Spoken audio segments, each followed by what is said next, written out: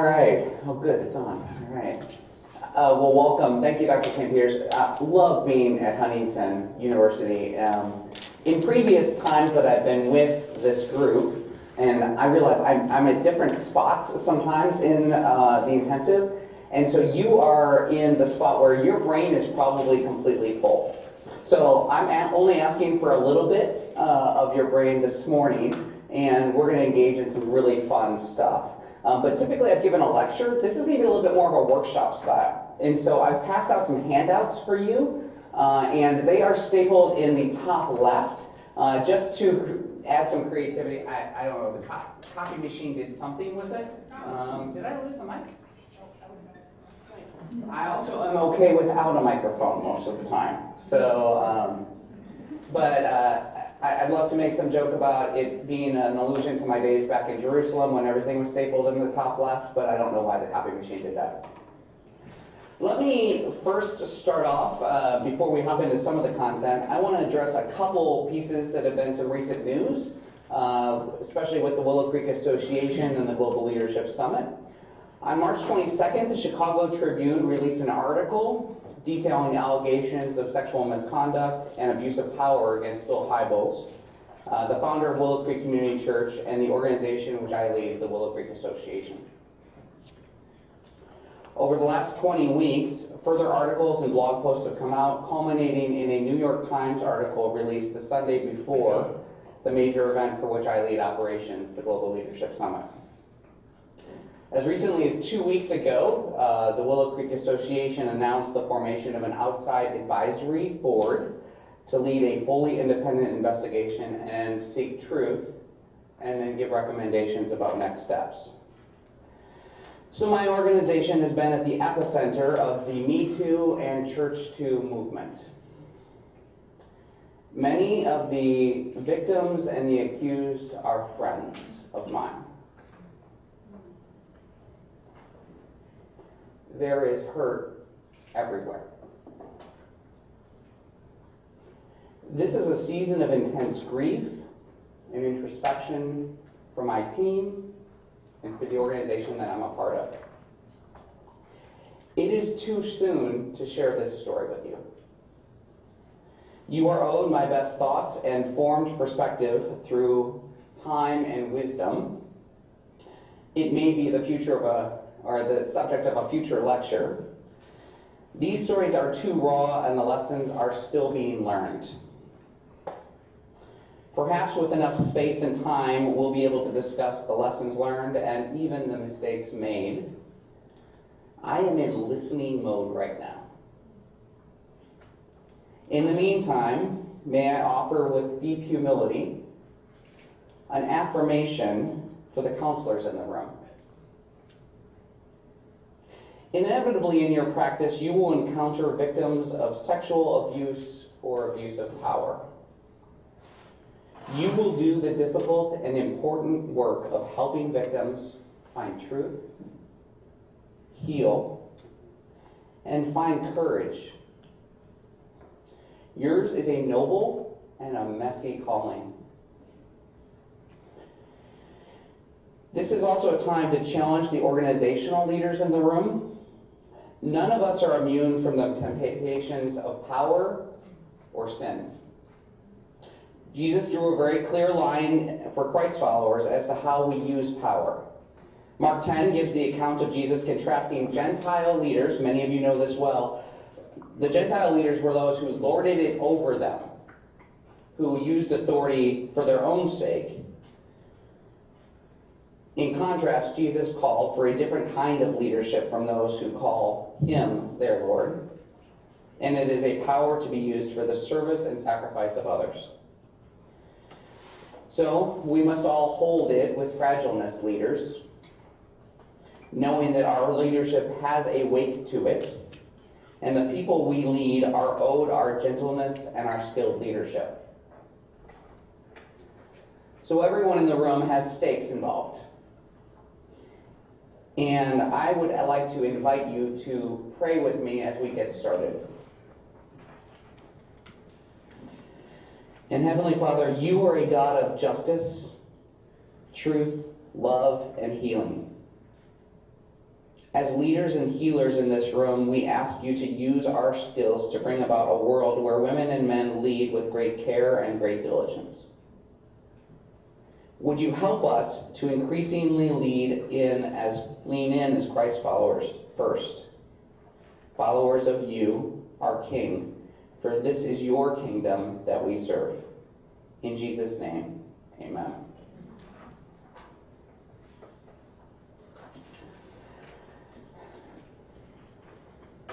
So our topic today is integration. And one of the main objectives that we have for the intensive and overall in this program is we actually want to help leaders and counselors integrate their faith into what they're doing. In other words, is there a distinctly Christian brand of leadership that you're learning here at Huntington University? In any business or sector, is there a difference between a leader and a Christian leader? Is there a difference between a counselor and a Christ-following counselor? Are only those in professional ministry called to lead like Christ? I believe the answer is no. But let's be honest. Some church leaders have gotten this wrong. Sometimes church leaders have been too quick to celebrate people who go into full-time ministry or receive a calling that looks an awful lot like pastoral ministry. You, of course, understand the New Testament makes no distinction whatsoever. It sees every Christ follower in every role as playing a role in this eternal kingdom of God that Jesus proclaimed. The integration of faith into the marketplace is filled with a bunch of theory. Read all of it. I think it's important. But what I think has often been lacking from this dialogue are practical examples of people in different sectors of society who are integrating their faith in a compelling way. So this is where it gets fun. This morning, we're going to unpack a number of stories, and we're going to use more of a case study method. And so I'm going to have you turn to the person next to you. So if you're sitting, if you're doing this solo, so Christian, you're probably going to want to scoot a little bit closer. And I'm going to actually ask you to engage with the person next to you. Are you guys going to shout on both over? Okay, but you're going to actually have some dialogue about each of these different stories as we unpack them. Here's the questions we're going to ask. Is there really a difference between a car salesman and a Christian car salesman? Does an IRS agent get to do their job for a higher calling? What about corporate America? Is it possible to live a Christian faith perspective when you're accountable to public shareholders? Do you care if your house is built by a Christian builder or someone with no faith perspective at all? The issue of faith integration is challenging on a very practical level. And I'm very proud to be part of the Summit team because we've been wrestling with this question for years. We're trying to work to elevate the role of business, corporate, and government leaders play as they integrate their faith. Throughout our time this morning, we're going to roll up our sleeves and engage with 4 distinct stories of Christ followers who are integrating their faith into the sector of society in which they serve. They were not called out of that sector into ministry. They were called into that sector for ministry. Some of these are called grander visions, which is our shorthand for when a Christ follower all of a sudden starts infusing their occupation with a vision that is bigger than simply making profits or serving customers. So after each video, I'm going to ask you to interact around the question of how you saw the person living out their faith in that role or in that organization. You have the questions in front of you so that you can make some notes while the video is taking place and you'll be able to exercise that. But we're going on a scavenger hunt this morning. We are looking for how real-life Christ followers are integrating their faith within different environments. So before we get started, you've got your partners all set?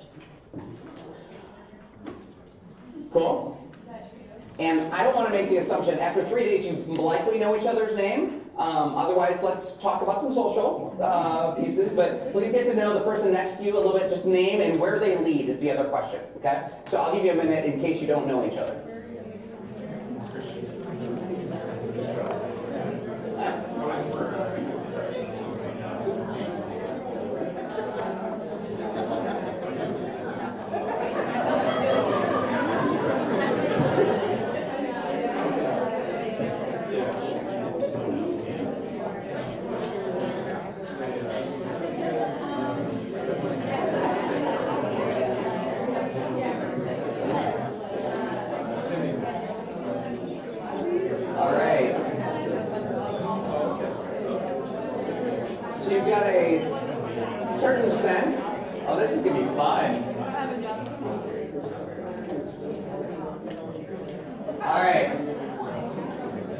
take a look at the first video. And you have the name of the gentleman. And let me just let you know also, the links to these videos are going to be made available to you, so if you want to rewatch them, that is also a possibility. So if you're one of those people who wants to write down every word and things, I would rather you engage with the content of the video and be on a search for how are these folks integrating their faith into the sector in which they lead, okay? So that's the main question we're going to be asking. So let's take a look at our first video. This is Mike Arnold. He is a Christ follower integrating his faith at one of our nation's largest pharmacies I think you've heard of.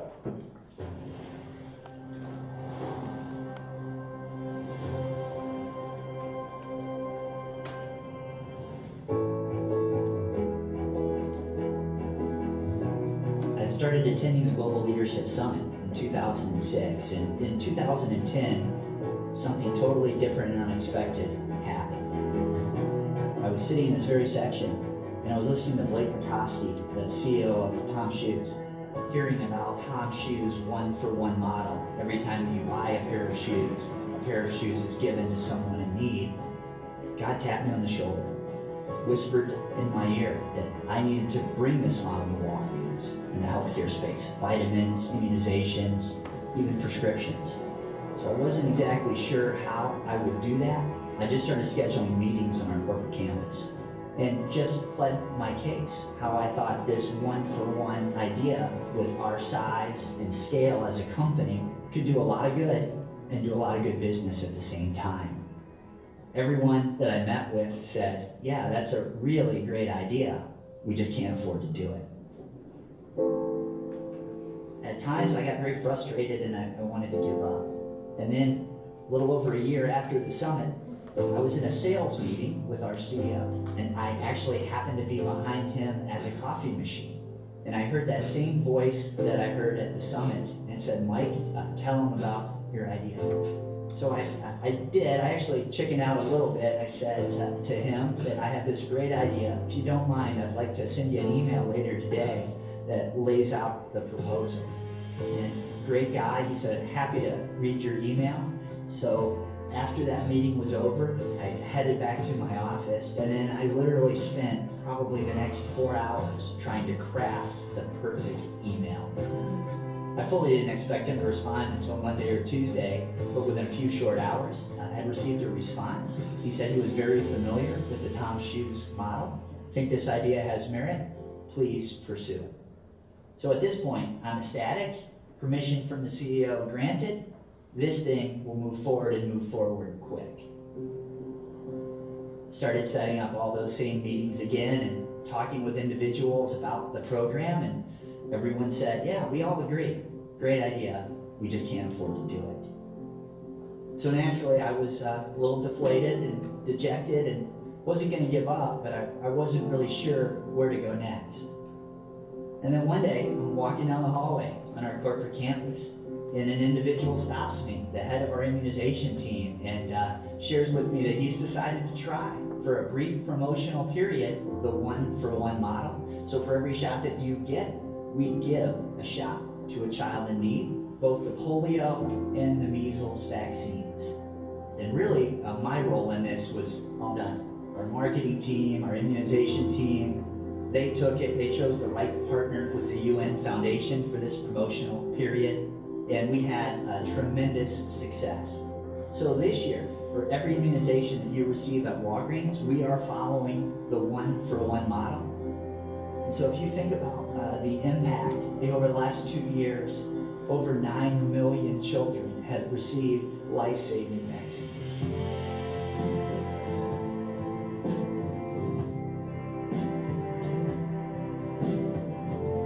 I'm definitely humbled to have just played a small role in bringing this program forward.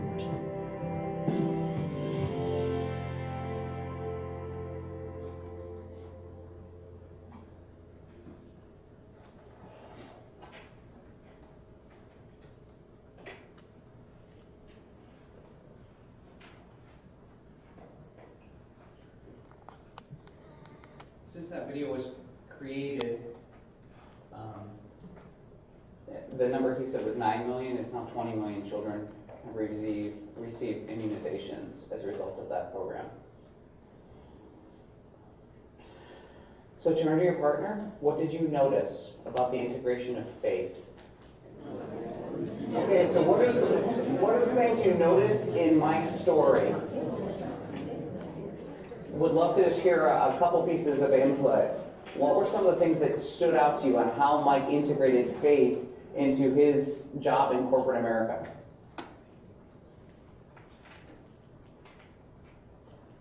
Yeah.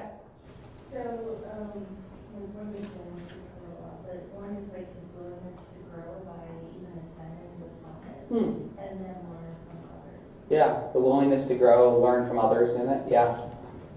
Yeah. Yeah. Tanya brought up just that he was willing to follow those promptings. Yeah. He had those, he listened, Yeah. and he followed. Yeah. The ability to follow promptings and to listen and follow. I love that he even admitted he chickened out a little bit. That's happened to me a couple times, and where I'm like, yep, okay, I followed the bare minimum of what God was asking, and then later God even honors that sometimes in those situations. So what else did we notice in Mike's story? Yeah. He was humble and he recognized everyone else's part. Yeah.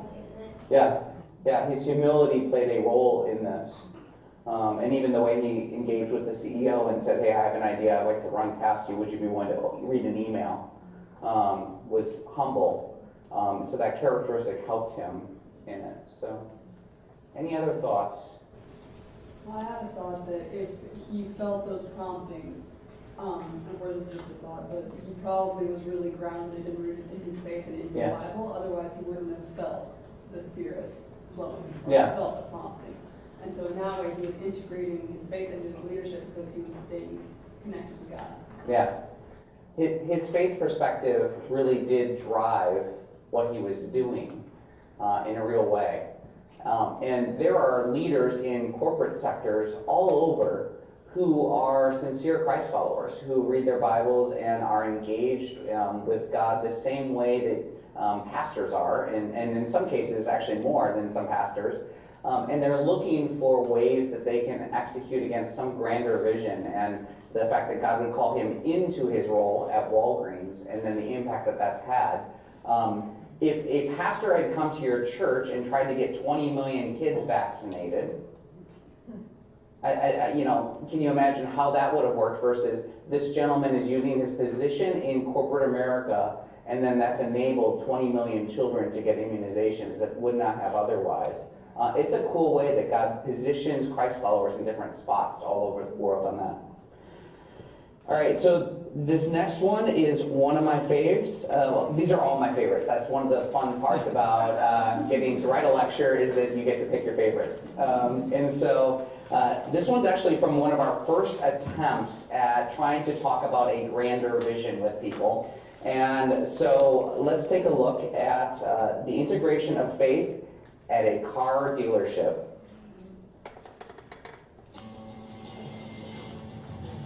Are faith and business incompatible? Don Flo is a living answer to this question.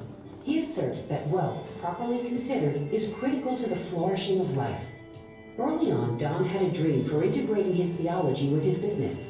He envisioned a company that operated with the highest of ethics while using its profits to help the broader community thrive.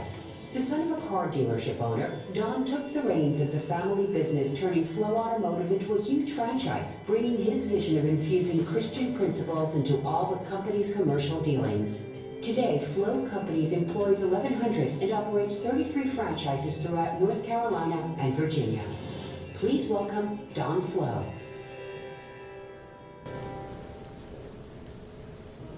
I'm responsible for the culture of our company. The culture of an organization is a powerful current. It shapes the lives of everyone in it. It can be toxic or it can be life-enhancing. It defines reality for all of us who live inside of it every day. It's my responsibility to ensure that the underlying ethos that animates everything we do, our language, our rewards, our recognition programs, and the practices flow from Jesus' admonition of neighborly love, to seek the good of others before we seek our own. So a culture grounded in demonstrating neighborly love is at the heart of a distinctive Christian ethos. And this points us to the potential of the redemptive power of business, as expressed in its commitment to the flourishing of all those it serves, its commitment to the well-being of all the people who work to do this, and how one participates in the reweaving of the broken fabric of the world. In our company, we translate this mission into 3 foundational commitments. We call it covenant with our customers, community with one another, and a commitment to the common good of our cities. Everything we do in our company is trying to make these foundational commitments a living reality. So we define covenant as a personal commitment, an unbreakable promise, a pledge that a person can absolutely count on. And there are 3 basic components of this covenant: always telling the truth, always doing the right thing for our customers, and always keeping our promises regardless of the cost to us. Once we've made a promise, we live with the promise. Well, the book of Proverbs, the righteous are those who never advantage themselves to the disadvantage of another, and they pay particular attention to the vulnerable among their midst. So given this, we rethought and redesigned everything about the way cars are sold and financed. We focused on transparency in the relationship, eliminating any dimension that could disadvantage a customer, particularly in any aspect of negotiation, eliminating it. We intentionally limit our profit on transactions. I know that sounds crazy. Regardless of what customers who are unknowledgeable or uninformed would be willing to pay. Because we believe that's what doing means, to be a place that customers can really trust. To being a place that's committed to serving their best interests. And we try to apply that to every other aspect of our business, to rethink that notion. Our second foundational commitment, community with one another, means creating a culture that's inclusive and invites participation from everyone. So we redefine the concept of employee and follow Paul's language of members of a body, where every person's contribution matters. And we're constantly experimenting, trying to improve our work environment with wellness programs and fitness centers and flex schedules, everything we can to try to help integrate the worker and their family's lives. We provide $3,000 college tuition per year per child of any employee of our company. We also have a company personal emergency fund. Anyone in the company who has a personal emergency can apply confidentially for a grant. It's a grant, not a loan. And its purpose is to assist in a time of tragedy or unexpected need. We celebrate people's lives in our workplace, not just their work, but also their avocations and places of service in the world. We want the place of work to be a place that enhances their lives. And our last foundational commitment is to the common good of our communities. We think of this in terms of investing in goodness, and truth, and beauty, and justice, and plenty. Of course, in capitalism, we translate those words. We call them social capital, intellectual, aesthetic, political, and economic capital. And we systematically invest in each area of those in every community we're in. Additionally, each dealership takes on projects in their communities, from serving 1,000 meals on Thanksgiving Day to senior adults, to bringing Christmas to 50 families, to building habitat homes, to leading food drives. There's literally some project going on every month in every dealership, all led by diverse members in the community. When a member of our company volunteers for a nonprofit organization during work hours, we pay them as if they're working for our company. Because in essence, they are. It's part of our foundational commitment. My hope is, my deep hope is, that as we work through these efforts, we might in some small way participate in reweaving the frayed fabric of this world into a beautiful tapestry of what it was meant to be and what we all know will one day be. Anyone want to buy a car for this guy? Yeah, or go work for him? Yeah.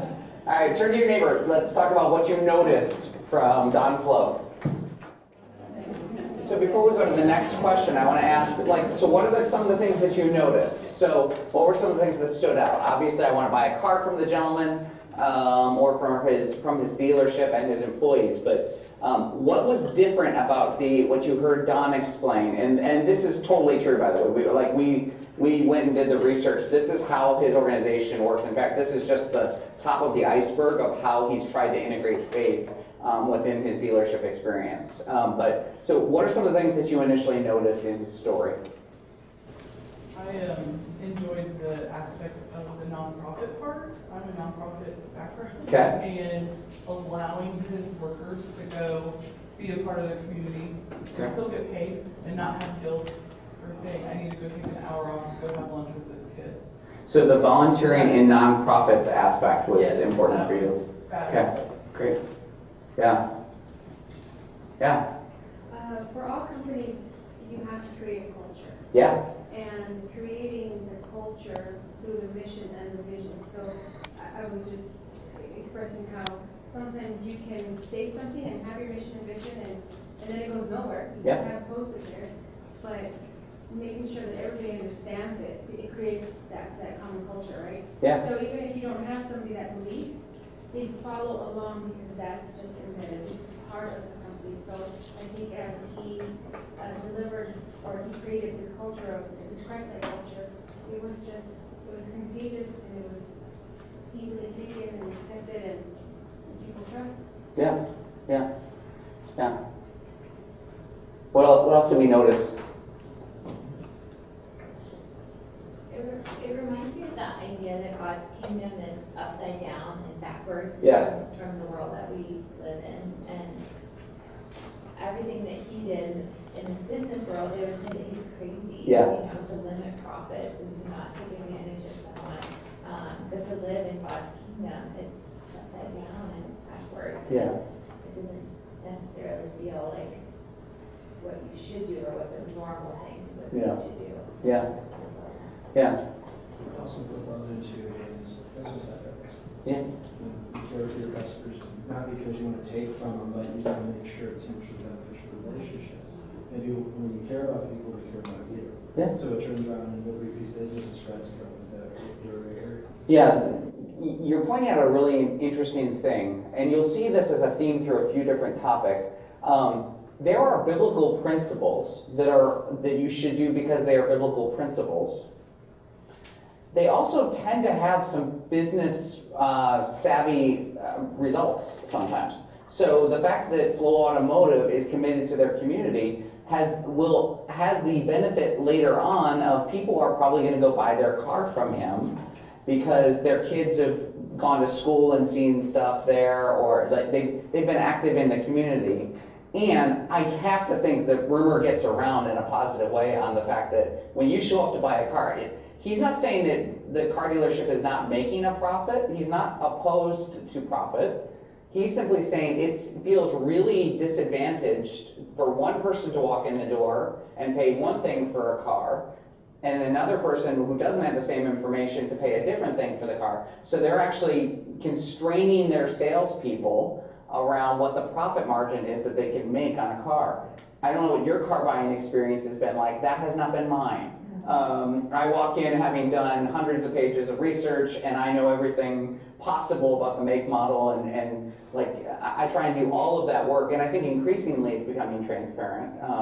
But just the idea that he's proactively saying we are going to limit profit so that we're not taking advantage of people and that we're serving them well.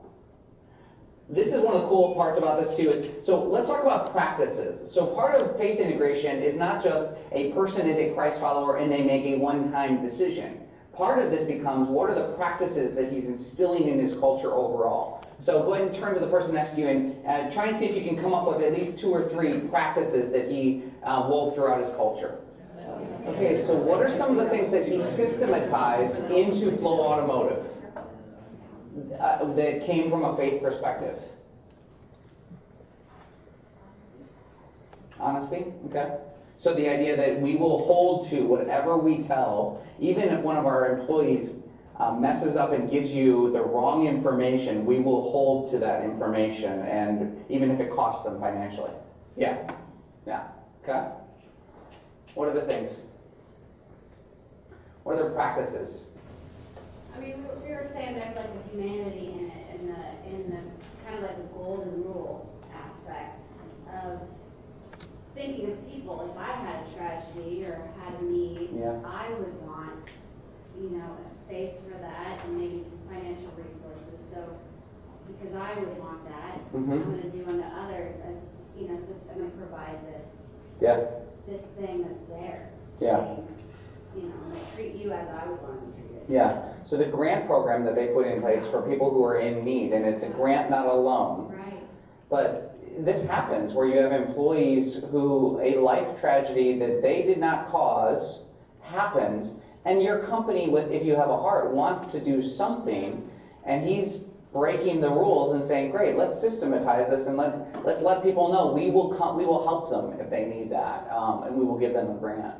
And even never needing it, knowing Mm-hmm. it's there. Yeah, knowing it's there is huge, isn't it? Okay.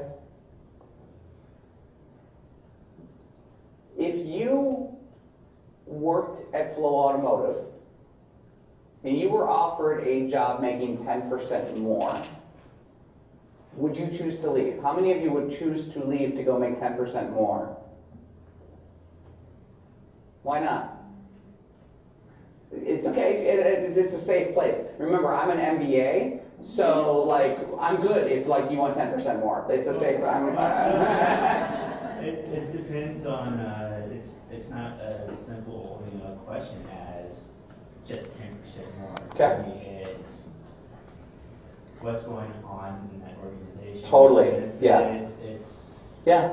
It's too complicated of a decision. Yeah, that's a fair analytical approach.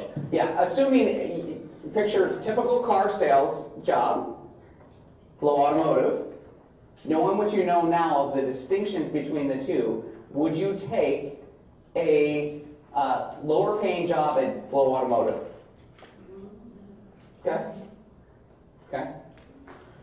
All right, so we've seen two of these stories, and I want to, I'm going to ask a little bit harder question now. What are some problems you see that come up with what Don is doing, or even with what Mike did at Walgreens? What are the pitfalls? Yeah? While they have a vision and they're probably giving that out to their company, Okay. have the same heart and vision. Yeah. And can turn something good about it. Okay, so you're working with humans, and there's diversity in that too. Do you think a person from a different faith perspective would feel comfortable working at Flow Automotive? I guess yes. You think they'd be okay? It didn't seem like, I'm actually trying to think, did he ever actually say, like, God prompted me to do this, or something? He quoted scripture, I think. Yeah, Proverbs. But, it just feels like a good environment, even though we know where it's coming from. I don't think other people, from what I gathered, would feel like attacked, like, I must conform into this box or it's not. Okay, so you think someone could not have a faith perspective at this point and still feel not threatened necessarily by those tools? Because it seems like it would only benefit, like his faith perspective, integrating that in is only benefiting those who are part of his organization. Like, no one's going to say, oh, well, the grant program, I don't know, that's a little too Christian for me. Paying people well, that's a little too Christian. Like, yeah. Do you know about his hiring practices? Yeah, so Is he... an issue when they hire? Yeah, so he actually seeks out a diverse workforce, and so he does not ask about a faith perspective in the hiring process, and there's much more. I'm showing you clips of some things, and he shared some of this behind the scenes too. He's great with hiring a diversity of people, and if someone does not have a faith perspective or has a different faith perspective coming into Flow Automotive, that's perfectly fine. What he's using is using his faith perspective to inform how he wants the business to be run. And that does not require someone make a faith commitment to Christ or to, but it does inform like where some of it is coming from. But he's not trying to convert people in his approach. So I find it winsome, though, I have to tell you. Like it's a differentiator, I think. Yeah. A concern I would have coming into work at this place would be, do people of the Christian faith rise through the ranks quicker? Do they have a preference? Yeah, that's a fair question. I don't know the answer to that. Yeah. Yeah. Let me ask a different question on it. People change roles over time and stuff. If Don Flo decided that he wanted to retire or go into a different sector of society. Fast forward, so Don leaves the organization. What do you think would happen to the culture in a year or two after? Yeah, that's what I was thinking. If he has to get other people to adopt his vision. Mm-hmm. You know, because if that happens, will someone else come along, capture that vision, capture, the source from where his purpose is being driven from, and be able to drive that forward. Right. So I thought that was one pitfall. The other one is after you have expanded so far, how then we come up with more creative ways to continue to grow and expand. And if the company is comfortable with what they've expanded already, how do you move them out of that comfort level to continue to grow? Yeah. I think one of the challenges that Willow Creek wrestled with this when we were expanding from one main entity of the main campus that we have in South Barrington, Illinois, with the Global Leadership Summit. We said, okay, great, we want to create one event, and we started satelliting it to, the first year we satellite our event to 2 locations. It worked out really well in the sense that people ran out of the room, and we accidentally had broadcast the announcements. That's another story, but we accidentally broadcast the announcements that said Darlene Check was going to be doing a signing of her CDs. Does anyone remember Darlene Check? Okay, there's a few of us. Thank you. We're all in the same generation. Darlene is great. But she, so then a guest ran out in Dallas, Texas. They ran out to the lobby and said, "Where's Darlene? I want to have her sign my CD." And the event was taking place in Chicago. Okay? The story is helpful in the sense that as we were starting to expand the Global Leadership Summit, we had to ask the question of, we can't just have our own point of view. We need to somehow be able to embody this point of view and share these values with other people. So that the events down in Dallas looks, feels, has the same culture as the one here in South Barrington. And so Don Flo is having to navigate that reality of when you've got 33 franchises, he's having to embody some DNA and say, because he can't be at all 33 locations every day. So he's having to infuse those values into the organization beyond him. My hunch is that once you create a culture, it's very hard to reverse that culture. So good luck trying to pull away the grant program. Good luck trying to say that we're not going to, or this honesty program. Like, what will happen if your culture gets strong enough, people will rebel if another leader came in and said, actually, we're going to start maximizing profit and hiding information from guests and all that stuff. It might work in other dealerships, but it's going to be really hard. And that's one of the powers of cultures versus just one individual in there. So, any other hands that went up? Great. Okay. So now we're going to go to a different country, and you're going to hear from a tax collector.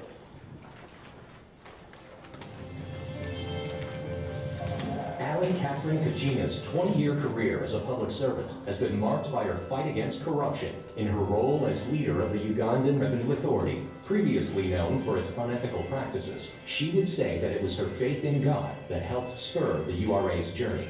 A reformer and innovator, Alan focused the URA on a greater good for Uganda.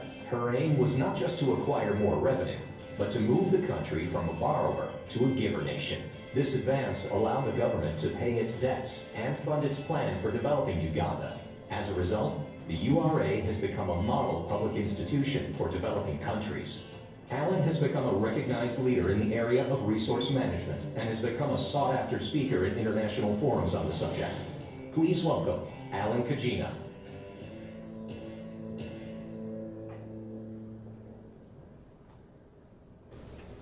My story is the story of how God came into URA and changed what was one of the most corrupt public institutions in Uganda.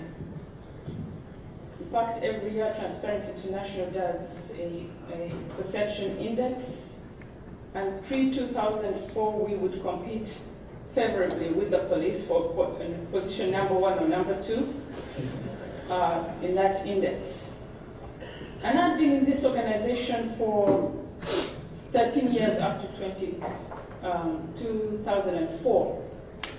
And it didn't compute, it didn't make sense to me that I who was a Christian, who believed God could change any place, could also be in an institution that was previously known as a den of thieves.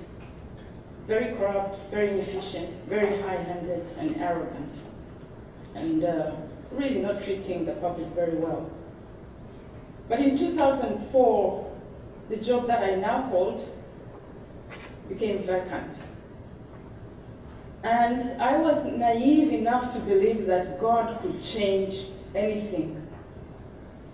Some friends of mine, we've been praying for about 2 years, trusting and believing God could change this organization. We were Christians, we were in this organization, we were all known as thieves, and for me that was very painful. But I was also angry that nothing was happening. There was injustice. We were not raising enough money to fund government programs, and government programs that are so important for children, for poor communities in Uganda.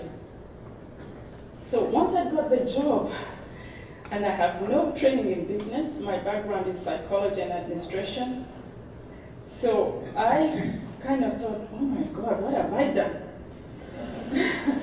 I remember one journalist asking me, everybody who has come and done this job has failed. Why do you think you will succeed?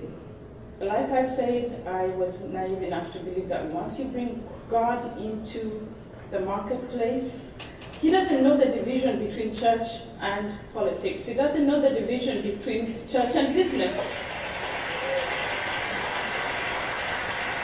We are the ones who build these walls.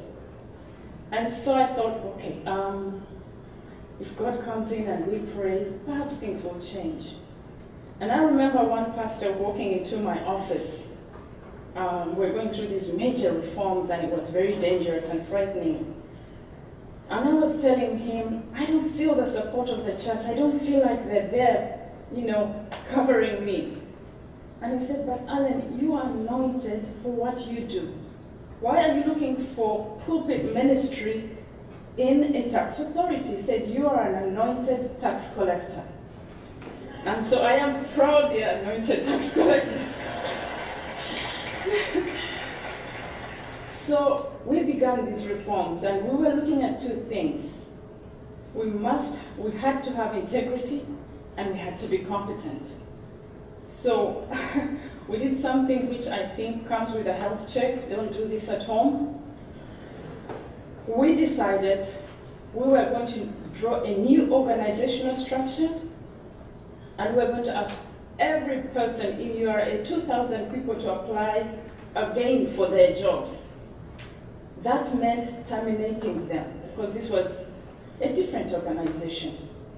So I had the wonderful, enviable job of terminating everyone and telling them, you have 2 months' notice, reapply.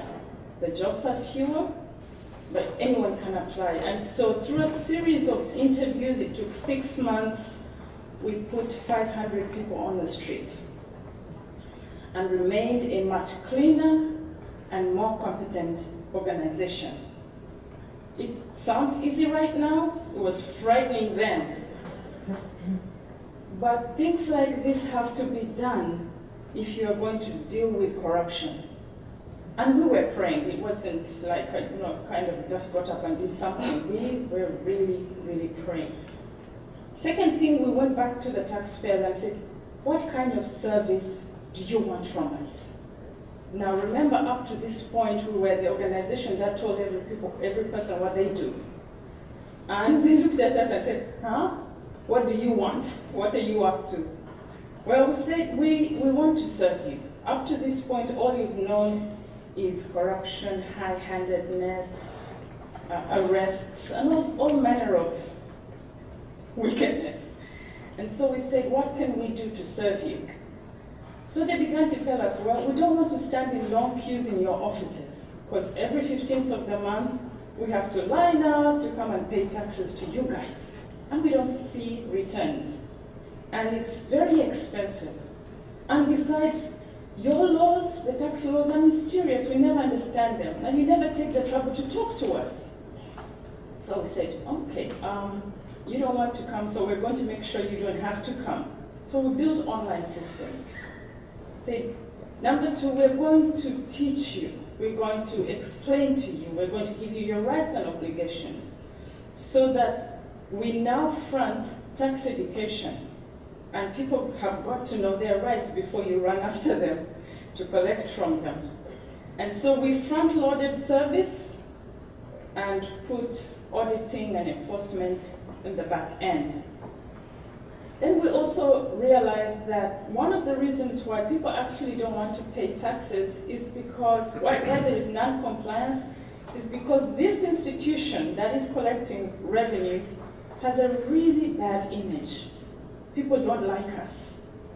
So what do we need to do to get people to like the tax collectors?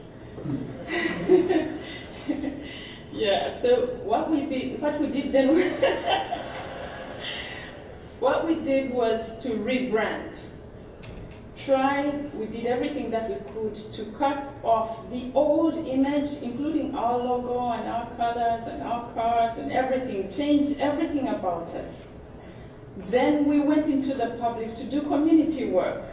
You know, some areas are really poor and some schools don't have desks and textbooks. So we began to collect things and say, let's go in and show people that we are tax collectors, but we are here because you pay your taxes. And they began to trust us. And over the years, I can tell it has taken 10 years, God has invaded the tax authority. And because he has, thank you, we've seen revenue grow. In the last 10 years, revenue has grown by 317%. Thank you. The tax revenue we collected, we used to contribute 54 to 58% to the national budget. Last year we contributed 71.2.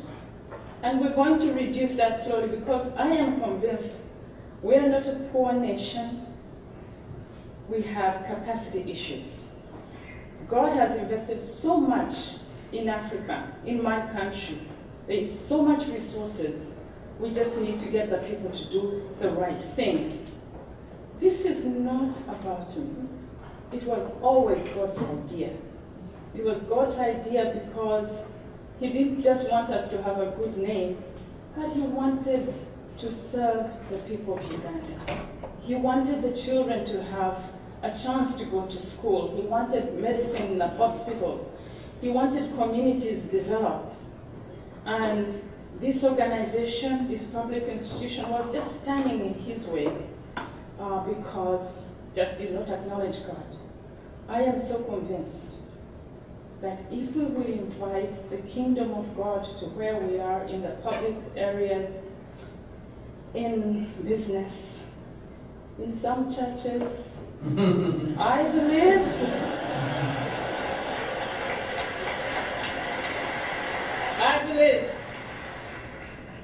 that God will take over and we'll begin to see better societies. It has happened in Europe and it can happen anywhere. And thank you. Anyone want to move to Uganda? So the question you're going to turn to your neighbor is, what did you notice? A politician starts integrating her faith in a country that has known quite a bit of corruption. So take a look and connect with your neighbor. What did you notice? All right. So I'm taking us out of the United States a little bit, but Uganda, a tax collector. What did you notice about her integration of faith?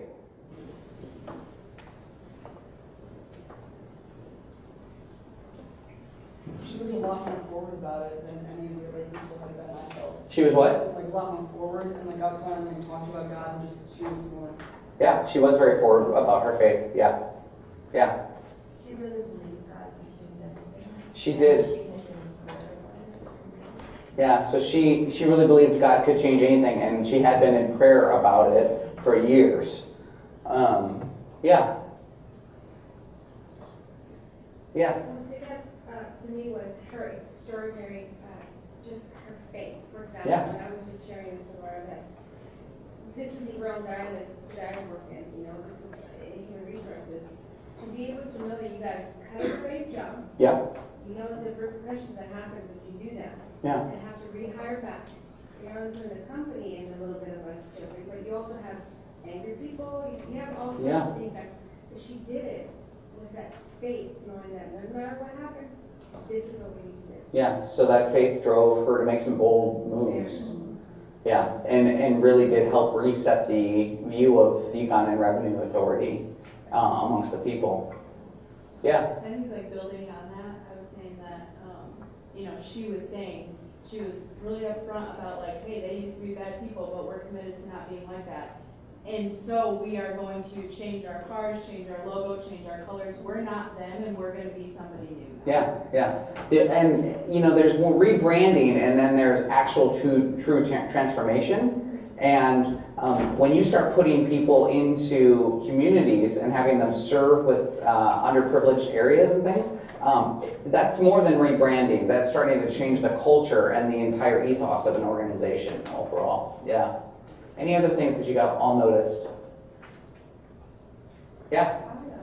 I thought I put it under stewardship. I think that she really started owning the responsibility, even with the educating the community. Yeah. And she became discerning. Like, Yeah.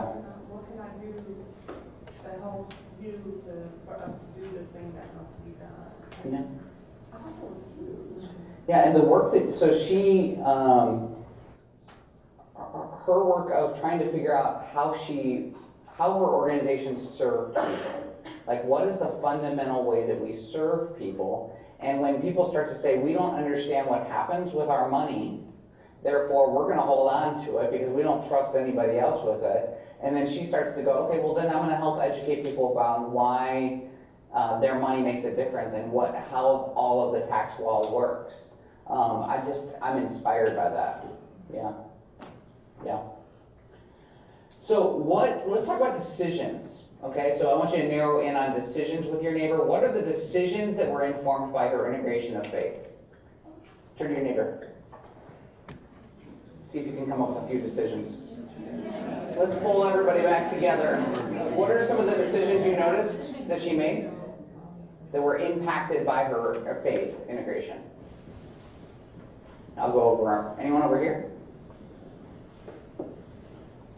I was just agreeing with what Tanisha said, that they listen.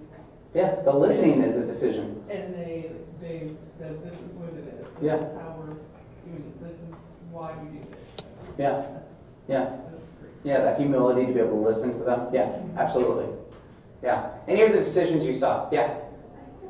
She made the decision to apply for a vacancy.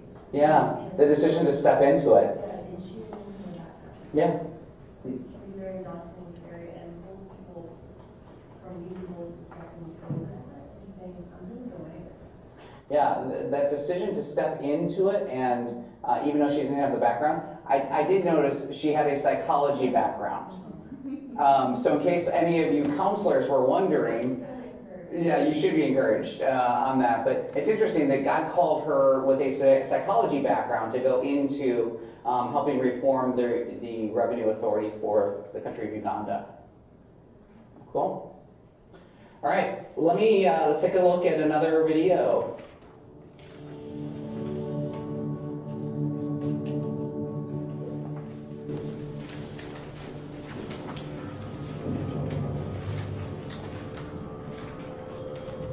If you've ever seen a West Texas storm, they blow in suddenly, rolling clouds of dust, the lightning strikes and the thunder claps. This powerful stuff. You know you're in a storm when you're in a West Texas storm. When I first got into business building homes in Lubbock, Texas, it was all about the game, and the scorecard was money. Unfortunately, real estate collapsed. That was the very moment that I knew all of the money that I had made was going to go away. My wife of 22 years had divorced me at that time. Those were the darkest times. lost it all, beyond all.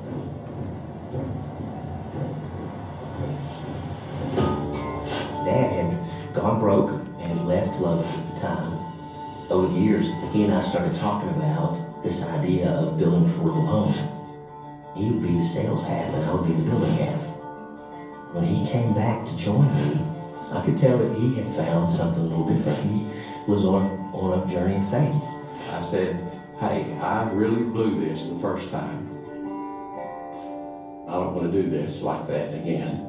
So I said, let's commit what we're doing here to the Lord.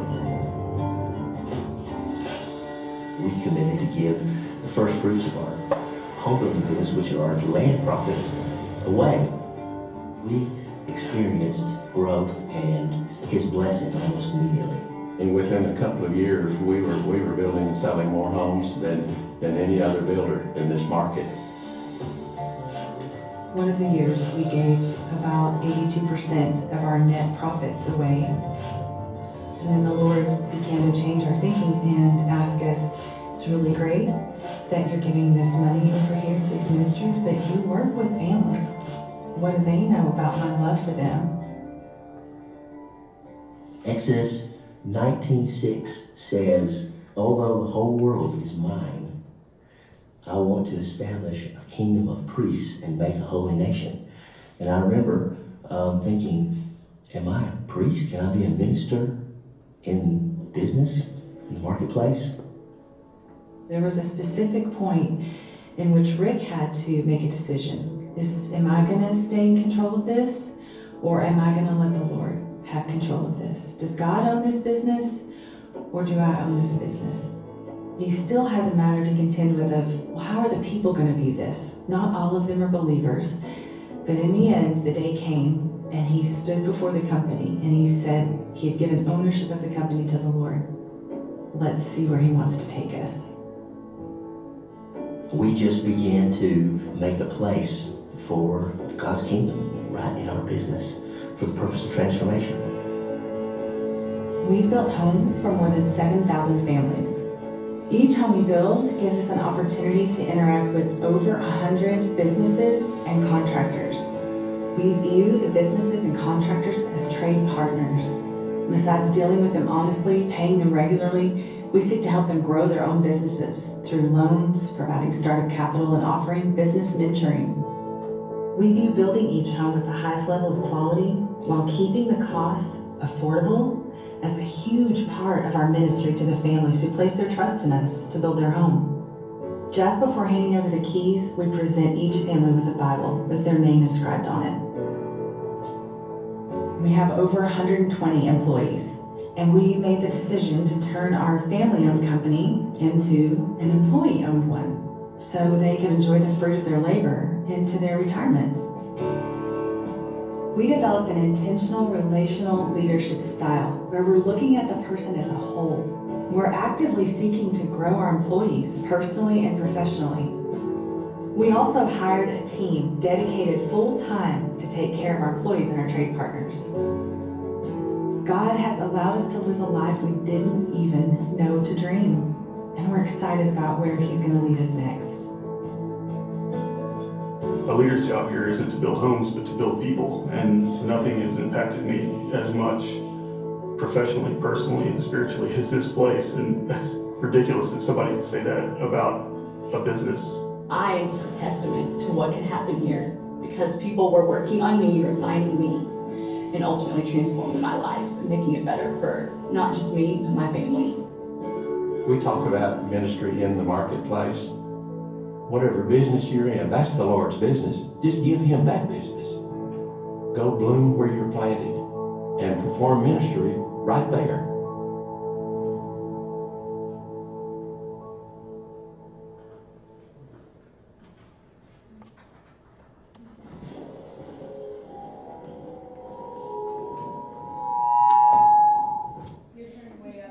Yeah. Got it. Oh, that's why. Can everyone hear me? Okay, great. So let's, again, this question is the same. What did you notice? Turn to your neighbor. What did you notice? A couple highlights. Would you notice? So one thing I noticed is that he really talked about many places about children being with it. Yeah. Like, again, it's not separate. Yeah. But really making the first word and letting that be what it is and not politicizing it. Yeah. Yeah. Yeah. What else do we notice? That he accepted his second chance. Yeah. And he was like, I'm not going to do it the old way, I'm going to do it the opposite way. Yeah. Accepting that challenge. Yeah. She pretty much said what I was going Yeah. Yeah. Yeah. It's a good leap of faith too, and allowing it to become a place. Yeah. Yeah. Moving to an ESOP is a big leap, and it changes the control dynamics there too. So, want to talk about how did they integrate their faith into their company culture? So, turn to your neighbor, see if you can come up with a couple ways that they integrated their faith into the culture of their organization. There were a few different examples of it throughout the video, but I'd love to see if you what you noticed. All right, I'd love to get some ideas. What did you notice? How did they integrate their faith into the culture of their organization? I love the pictures of their office, by the way. Like, I wanted to go work there. It just looked cool, like a cool environment to come into each day. So, what are some of the faith perspectives? Like, how did they weave in faith into their company culture? I think that idea of tithing or Tithing, yeah. Yeah, first fruits. Yeah. Which is a huge risk when you're a construction company to give first fruits on land profits. That's a step of faith because that means you're giving it before you're getting any income in. That's a big deal. There's a lot rides on financial capitalization in those. So, yeah, great point. What else? What other things did they do in their culture? Yeah. I think by them giving them the Bible when they purchased the home, and then praying with them, that's a big step. I know when we bought our house, that was not the case. Okay. Yeah. Giving people a Bible when they first get their home is an interesting choice. I think it would make them feel more welcome. Like, I didn't have that experience whatsoever with the person that told me my house. But just that integrity and wanting to. Yeah.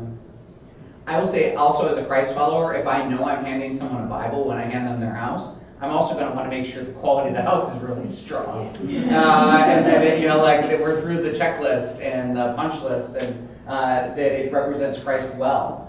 So they're doing both in that, right? They're building high quality homes and working on that. Plus, then they're sharing their faith after they've gone through that journey with the family.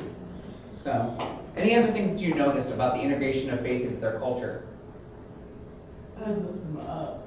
The What? employees, they built them up. Yeah. From the brokenness that they may have been experiencing. Yeah. Really, like, they're giving me the tools that I need. Yeah. To build everybody in her life. Well, and there's an interesting phenomenon we've noticed in businesses around the country.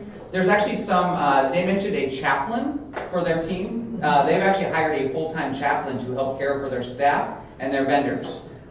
This is actually becoming more common with Christians in the marketplace doing some of this. And, as you're thinking through counseling and some of those lenses, the roles that may start blending where you can be a coach or you can be helpful in a marketplace environment are really helpful. Any landmines or concerns that you have with being involved?